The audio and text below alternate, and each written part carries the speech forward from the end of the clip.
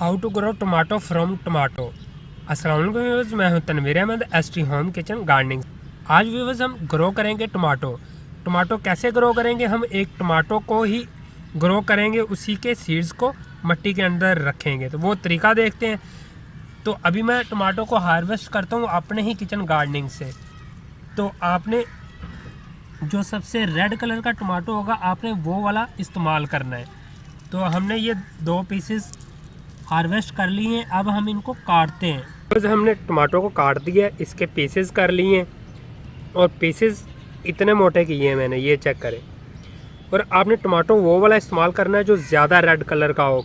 वो इसलिए इस्तेमाल करना है क्योंकि जो उसके अंदर वाले बीज हैं वो पके हुए होते हैं। तो अभी अगर हम इस तरफ चलें तो ये दोनों फ्लावर पॉट के अंदर मैंने इसी तरह ही टमाटो को ग्रो किया था। तो अभी हम इसको मिट्टी के अंदर रखते हैं और मैं आपको तरीका बताता हूँ और रीज़न भी बताता हूँ कि अगर ये इसकी बडिंग क्यों नहीं स्टार्ट हो पाती, आप अगर इस तरह टमाटो को ग्रो करना चाहते हैं। तो उससे पहले अगर ये चेक करें तो ये 20 डेज़ का रिज़ल्ट है और ये वाला जो रिज़ल्ट है ये 12 दिन हो गए हैं इसको। तो अभी इसके अंदर से ये देखें बडिंग स्टार्ट भी हो रही है बीजों के अंदर से और कुछ प्लांट काफ़ी बड़े हो गए। तो ये इसी तरह मैंने इनको ग्रो किया था। तो चलें अब हम इनको मिट्टी के अंदर रखते हैं और देखते हैं कि किस तरह हम इसको मिट्टी के अंदर ग्रो कर सकते हैं। तो ये फ्लावर पॉट के अंदर मैंने मिट्टी डाली है और मिट्टी मेरी ये जो नमी वाली मिट्टी है, तो आप खुश्क मिट्टी भी इस्तेमाल कर सकते हैं। तो हम पीसेस को इस तरह रखेंगे मिट्टी के ऊपर। तो ये आप चेक कर रहे होंगे कि मैंने ये स्लाइस इसके ऊपर रख दिए हैं। अब मैं इसको मिट्टी के साथ कवर करूंगा और करने से पहले मैं आपको बता दूं कि आपने मिट्टी इतनी ज़्यादा इसके ऊपर नहीं डालनी, बस इतनी ज़्यादा हो कि जितने ये हमारे स्लाइस हैं ये बस छुप जाएं उस मिट्टी के अंदर। ज़्यादा मिट्टी डालेंगे तो बीज को बडिंग स्टार्ट करने में मुश्किल पेश होगी। तो अभी हम इसको मिट्टी के साथ ऊपर से कवर कर देते हैं। उतनी देर ये आप टमाटो के प्लांट्स का क्लिप देखें।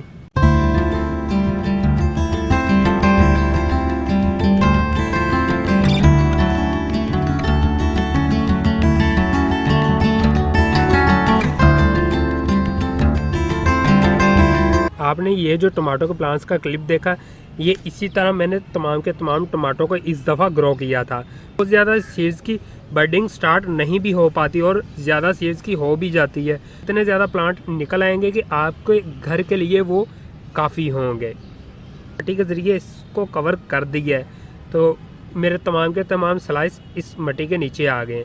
तो अब हम इनको पानी देंगे। इनको पानी दे दिया। पानी देकर मैं इसको डायरेक्ट सनलाइट के अंदर रखूँगा। ये जो मेरे टमाटो के बीज हैं इनकी बडिंग जल्द स्टार्ट हो सके।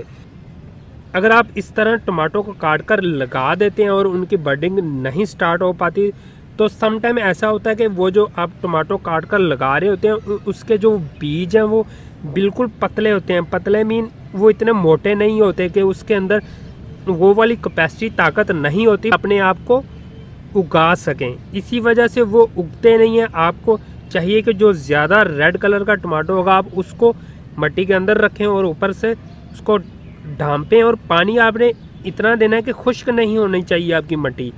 जितने भी दिन ये रहेगा, तकरीबन 15 से 20 दिन लग जाते हैं। ज़्यादा टाइम हो तो 15 से 20 दिन लग जाएंगे इनके बीजों के अंदर से प्लांट्स को निकलने में।